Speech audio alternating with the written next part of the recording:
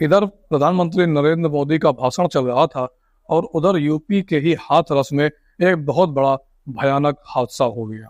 इस हादसे में अभी तक 116 लोगों के मरने की बात कही जा रही है।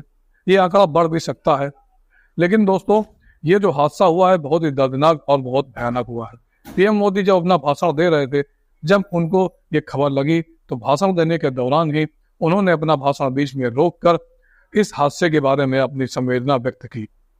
ये हादसा लगभग 3:30 बजे के आसपास यूपी के हाथरस में हुआ और ये बाबा का एक सत्संग चल रहा था। ये बाबा बहुत ही बड़ा बाबा है। इसके सत्संग में लाखों लोग आते हैं और लोग इतने ज्यादा आते हैं कि उनको कहीं बैठाने की और उनको सुरक्षित व्यवस्था देने की इसके पास व्यवस्था नहीं होती है। अब ये हादसा कैसे हुआ और ये हादसा क्यों हुआ, इसके बारे में हम लोग जानेंगे। और ये बाबा कौन है, ये बाबा कैसे बना, इस बाबा का क्या नाम है, ये बाबा कहाँ रहता था, इसके पिछली जिंदगी इसकी क्या थी, ये सब कुछ हम लोग इस एक वीडियो में जानेंगे। नमस्कार दोस्तों, मैं Viraj Sharma, Sharma three news channel पर आप लोगों के सच्ची घटना सुनाने जा रहा हूँ। वीडियो को लाइक कर लीजिए और चैनल को सब्सक्राइब कर लीजिए। सूरजपाल उर्फ विश्व साकार हरि बाबा उर्फ बाबा भोले, ये तीनों नाम उस एक ही आदमी के थे। ये जो व्यक्ति होता है यूपी के हाथरस में सिकंदरा मोड़ जगह है, वहीं पर अपना सत्संग चला रहा था। सत्संग जब चल रहा था, सत्संग चलाने के जब सत्संग खत्म हो गया, खत्म होने के बाद जब ये बाबा जाने लगा तो जो भीड़ थी, तो भीड़ में बहुत सारे लोग इसके पैर छूने के लिए आगे बढ़े। जैसे ही लोग इसके पैर छूने के लिए आगे बढ़े तो लोगों में अचानक अफरा तफरी मच गई। उसी दौरान भगदड़ मच गई। भगदड़ मचने के कारण बहुत सारे लोग एक दूसरे के ऊपर पैर रख के निकलना शुरू हो गए और वहां पर जो इस बाबा के जो सेवादार थे, वो सेवादार इतने नहीं थे कि इस पूरी व्यवस्था को संभाल सकें, क्योंकि ये जो बाबा था, ये बाबा केवल पैसा कमाना और भक्तों को उनकी भावनाओं के साथ खेलना जानता था। ये बाबा अभी तक फरार है।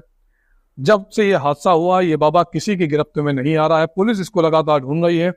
इसका जो उत्तर प्रदेश के कासगंज के पटियाली में इसका आश्रम है, लगभग 21 बीघा में इसका आश्रम फैला हुआ है और उत्तर प्रदेश में ऐसे इसके 3 आश्रम बताए जा रहे हैं।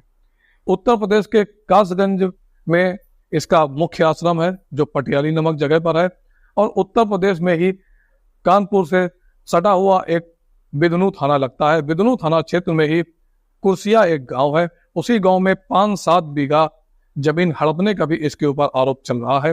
ये सब मीडिया रिपोर्ट्स बताती हैं।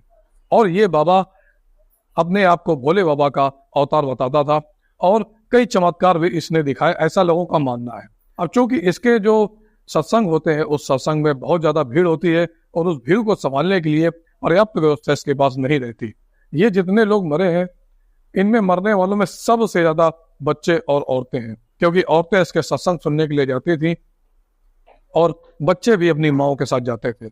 लगभग 116 लोग अभी तक इनमें मर चुके हैं। यह आंकड़ा बढ़ भी सकता है।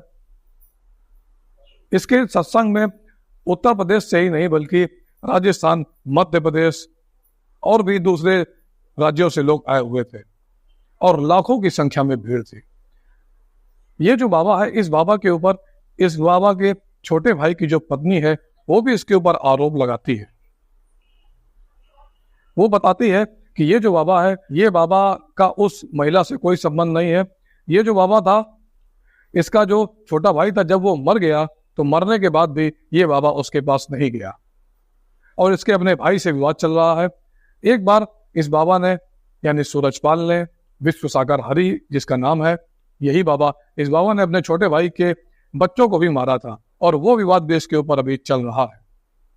कई जगहों पर इसके ऊपर मुकदमे भी चल रहे हैं, लेकिन इस बाबा की ख्याति इतनी बड़ी है, भक्तों का इतना ज्यादा इसके पास प्रभाव है कि इसके पास शक्तियां बहुत ज्यादा है, क्योंकि इसके पास भक्त, इसको मानने वाले, इसके फॉलोवर बहुत ज्यादा है। लेकिन जब से ये हादसा हुआ, ये बाबा फरार है, अपने भक्तों को देखने तक नहीं गया।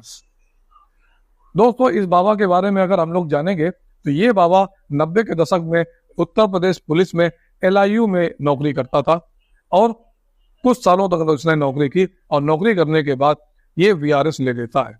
वीआरएस लेने के बाद ये जो बाबा है, ये बाबा अपने बाबा बनने की राह पर निकल पड़ता है। बाबा के बाबा बनने की शुरुआत आगरा से ही विश्व साकार हरि उर्फ भोले बाबा बनने की शुरुआत शुरू हुई। केदारनगर में ये अपने पूरे परिवार के साथ उत्तर प्रदेश के केदारनगर में रहता था और महिलाओं के लिए ज्यादा अच्छा और बहुत ही ज्यादा विश्वसनीय बाबा बन चुका था। सफेद कपड़े वाले बाबा के नाम से लोग जानते थे और इसकी जो ख्याति थी वो धीरे धीरे बढ़ती जा रही थी। हाथरस से जो सटे हुए जिले हैं, इसमें एटा के अलावा आगरा, संबलपुर, ललितपुर, अलीगढ़, बदायूं, कासगंज, औरैया, पीलीभीत, शाहजहांपुर, बुलंदशहर, हरियाणा के फरीदाबाद, पलवल और मध्य प्रदेश के और राजस्थान के दीग तक से लोग आए हुए थे। ये जो बाबा है, इसको फिर बाबा बनने की शुरुआत हुई और धीरे धीरे इसकी ख्याति बढ़ती चली गई और ये बाबा बनता चला गया। फिलहाल ये जो बाबा है ये अभी फरार है।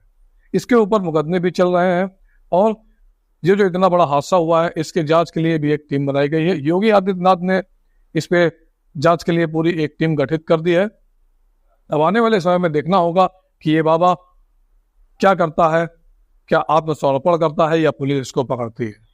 आगे क्या होगा ये तो भविष्य के गर्त में छिपा है, लेकिन ये जो बाबा है, इस बाबा को आना चाहिए था अपने भक्तों को देखने के लिए, उनकी मदद करनी चाहिए थी, अस्पताल की व्यवस्था करनी चाहिए थी, उनकी रक्षा और सुरक्षा करनी चाहिए थी, लेकिन ये बाबा खुद ही भाग खड़ा हुआ। कल तक जो अपने आप को भोले बाबा का अवतार बता रहा था, उनका प्रतिरूप बता रहा था, ये खुद वहां से गायब हो चुका है। ये जो 116 जाने गई हैं, इसका दोषी ये व्यक्ति है जिन्हें उचित व्यवस्था नहीं की और इतने सारे लोगों की जान चली गई। ये जो बाबा होते हैं, इनको डीएम से परमिशन लेनी होती है, सारे कार्यक्रम करने होते हैं, पुलिस को भी सुरक्षा व्यवस्था देनी चाहिए थी। कहीं ना कहीं एक बहुत बड़ी लापरवाही हुई है। इस लापरवाही के लिए इस बाबा को सजा मिलनी चाहिए और इससे संबंधित जितने लोग हैं उनको भी सजा मिलनी चाहिए। अब इस बाबा का क्या होगा ये तो भविष्य के गर्त में छिपा है, लेकिन एक ऐसा व्यक्ति जो पुलिस में नौकरी करता था, नौकरी छोड़कर वीआरएस लेकर अपने परिवार में आता है और वहां पर साथ रहता है, परिवार के साथ धीरे धीरे अपनी पत्नी के साथ प्रवचन देना शुरू करता है और ख्याति इतनी बड़ी हो जाती है कि वो लाखों लोगों को प्रवचन देना शुरू कर देता है। विश्व साकार हरि उर्फ सूरजपाल उर्फ भोले बाबा ये व्यक्ति था। इसका एक बहुत बड़ा प्रभाव था पूरे उत्तर प्रदेश में। कासगंज के पटियाली में इसका जो मुख्य आश्रम था, वहां पर बहुत सारे लाखों लोग आते थे और इसके पूजा अर्चना करते थे। ये अपने आप को भगवान घोषित कर चुका था। दोस्तों, आगे इस बारे में अगर जो भी जानकारी मिलेगी मैं अपने चैनल पर डालूंगा, इसलिए अगर आप लोग नए हैं तो चैनल को सब्सक्राइब करें, अगर पुराने हैं तो लाइक और शेयर करें। धन्यवाद।